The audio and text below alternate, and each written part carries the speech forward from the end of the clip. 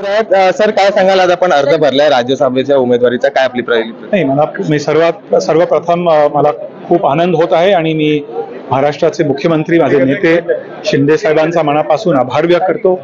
मी पक्षाचा प्रत्येक आमदारांचा आभार व्यक्त करतो. पक्षाचा सर्व सामान्य कार्यकर्ता, खास करून सर्वसामान्य कार्यकर्त्यांना मी सांगू इच्छितो की कार्यकर्त्यांची वेदना, कार्यकर्त्यांची अपेक्षा, मुंबईमध्ये राहणारे गोरगरिबांचा जी समस्या आहे, महाराष्ट्रातील गोरगरिबांच्या समस्या आहे, ही समस्या दूर करण्यासाठी मी प्रामाणिकपणे संसदेत काम करेन.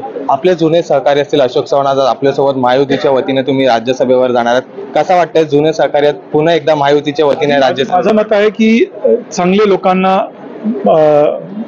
संधी मिळायला पाहिजे. खासदार होऊन आम्ही मुंबई आणि एकत्र येऊन मुंबई महाराष्ट्रासाठी आम्ही चांगलं काम करू शकतो, हेच माझी प्रार्थना. अगदी शेवटचा प्रश्न, राज्यसभेची निवडणूक बिनविरोध होणार का? कारण की अजून भाजपने 4था उमेदवार दिला नाही, एकंदरीत पाहिलं तर फक्त अजून 6 उमेदवारांनी अर्ज भरले. पण होईल. मी आपल्या माध्यमातून आज फक्त खूप खूप धन्यवाद आणि आभार व्यक्त करतो. धन्यवाद. व्हिडिओ जर्नलिस्ट महेंद्र जैनसह डॅरेन मिरांडा, जय महाराष्ट्र न्यूज, मुंबई.